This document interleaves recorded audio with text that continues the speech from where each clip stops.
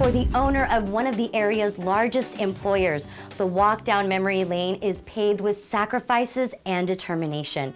But it's the spirit of community and a rich 70-year history of tradition, which ultimately guided 3 generations of Robucks through all the significant challenges.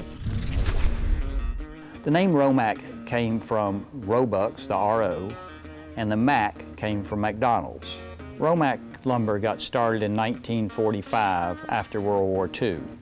My father and his 2 brothers, Ernest and Robert, purchased, along with the McDonald family, Woods Lumber Company in Green Cove Springs, Florida, right outside of Jacksonville. About a year later, the Robucks all purchased the McDonald share out and took them out, but they left the name Romac. I probably started working in Romac when I was 8 years old.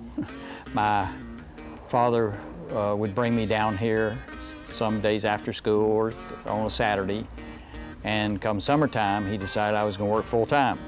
And I worked actually all the way through college.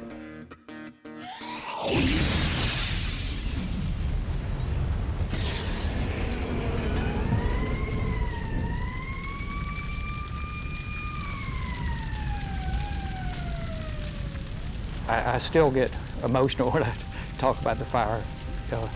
It happened the night I got out of the military.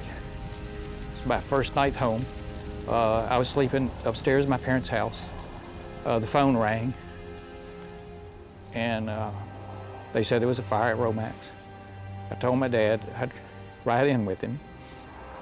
And as soon as we went down the driveway, the whole sky was lit up. I knew it was bad. It destroyed everything except one building. Back then, you could not get insurance on either the facilities for a lumberyard or the inventory. You know, they lost a lot of money. And about 2 days after the fire, he said, I have to keep the jobs for all those people. I can't let all those people who've been so loyal over the years lose their jobs. So he built it back from scratch. After the fire, you know, all these people in the community came back and they supported Romac. Some people gave us free temporary warehouses to use while we were rebuilding. People were bringing dump trucks and front-end loaders to help clean out the debris. I mean, everyone just really came together, and employees were down here, you know, on the weekends at nights working. Contractors would just show up at nights on the weekends and help for free, just trying to get everything back together. I probably didn't really realize it until that happened, that the impact on the community was that large, and how many friends that my dad and the company had. And as a result, Romac has spent a lot of money, time, and effort, and we've tried to give back to the community and been a good community member. I mean, people supported us, and we felt and still feel that we need to support the local community. I always thought I'd come back and run the lumberyard. And when I was in college, my parents wanted me to go to law school.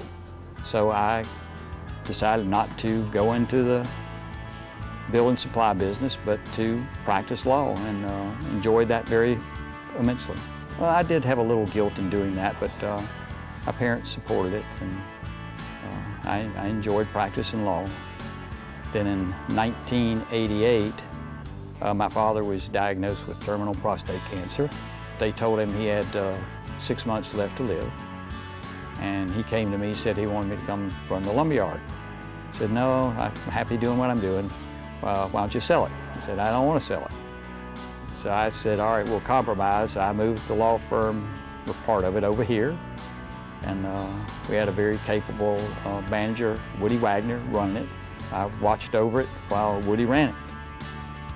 And the most wonderful thing of all that is my dad actually lived for 15 years past that. Doctor said there's no medical reason. God took care of him. We've now made it to the 3rd generation. And my son is now back here working as our chief financial officer.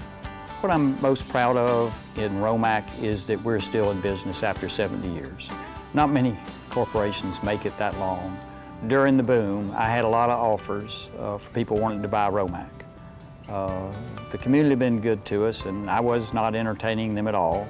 Robuck has been Leesburg's Company of the Year. Both my father and I have been inducted into Lake County's Business Hall of Fame, which is quite an accomplishment since they only do one person per year. And we have been able to hire and maintain outstanding employees. We've been through fires, hurricanes, been through this horrible recession. A lot of people would just give up. But you can't change the past. You can learn from it, but you can't change it. So you just need to take where you are and figure out where you want to go and move forward. And if you do that, you'll always get there and you'll be successful.